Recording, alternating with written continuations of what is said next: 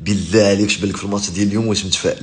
قبل بغيت غير نهضر بواحد النوع ديال البشر عندنا في هذه البلاد هذه، بالنسبه لي ما عرفتش واش فيهم فطره، ان الناس اللي كيدلوهم وكينقصوا منهم وكيهينوهم وكيستفزوهم بالكذوب وبلا كذوب هما اللي كيبدا يتقلب عليهم، هما اللي كيبدا يتفاعل معاهم، هما اللي بداو نعطيهم واحد القيمه اللي اللي جداو في واحد فيديوهات ولا صور ديال الذكاء الاصطناعي مابقاتش هي كتثيق بهم، باقي هما يلاه دخلاتهم نبدا نتفاعل معاهم. انا ما غاديش نسب الناس في الجزائر، ما غاديش نسب الدوله، ما غاديش نسب حتى شي حاجه، من اللي بغي نقول لكم هو ان الا جمعتي ديك الدوله ولا هذيك المرجعيه اللي للاسف كيفاش رباو ديك الحقد في دوك الناس، وكيفاش رباو واحد الغدينه في دوك الناس، وكيفاش المغاربه ديالنا كيقلبوا على دوك بالضبط هذوك اللي كيسبوهم وكيعايروهم ولا اللي كيبداو الراي ديالهم. انا عارف بعض الناس كيجيب لهم داكشي بحال الكوميديا كيضحكوا، ولكن كاين واحد الناس اللي كيتفاعلوا بواحد الجديه مع داكشي.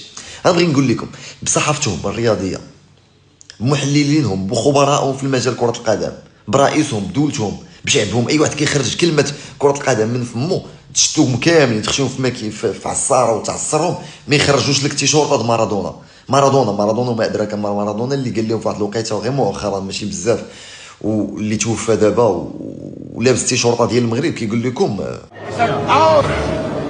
Demostremos respeto a la gente. Solo eso. Y después a jugar.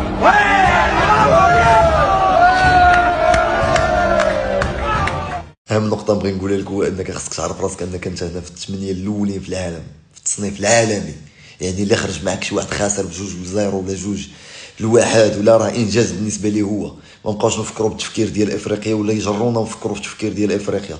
انا ما تنخرج دوك الترهات ديال القجع الشراء نيجيريا والقجع واسرائيل، المؤامره اسرائيليه باش خرجت داك المنتخب، ولا من بغيكم بقلبكم الحنين بالطيبوبه ديالكم. تصنتوا اش كيقولوا عليكم التوانسه، سمعوا اش كيقولوا عليكم المصريين، سمعوا لي بيي الاخرين ديال لافريكا اللي تحت اش كيقولوا عليكم، شي اشياء خياليه كتقال عليكم. انا عارف ما غاديش تسوقوا ليها بحكم انكم نتوما فيكم فطره، هذيك الحب والمسائل الاجتماعيه والاحساس الاجتماعي في المغاربه فطره، ما غاديش يتسنى شي واحد يقولهم لهم. الراي ديالي في المباراه ديال اليوم مربوحه ان شاء الله، كونوا اكيدين وبالاريحيه كذلك، لان الكره النيجيريه كره عالميه فيها محترفين اللي غيخليونا اننا ننفتحوا في كره القدم. ولكن غادي نقولها ولا اللي يديرها اللي غيماركي الاول كونوا اكيدين سوا غادي يرتاح بزاف، سوا غادي يتقلب عليه في التعادل وغيولي عليه ضغط. مي انا كنقول ان شاء الله مربوحه بواحد 3-0، وغتولي اكثر من مباراه مربوحه. وهذاك اللي داير هناك اللي كتقول لي صومي ما غيبانش كاع ان شاء الله، ما غيبانش اليوم كاع ان شاء الله. وكنتمنى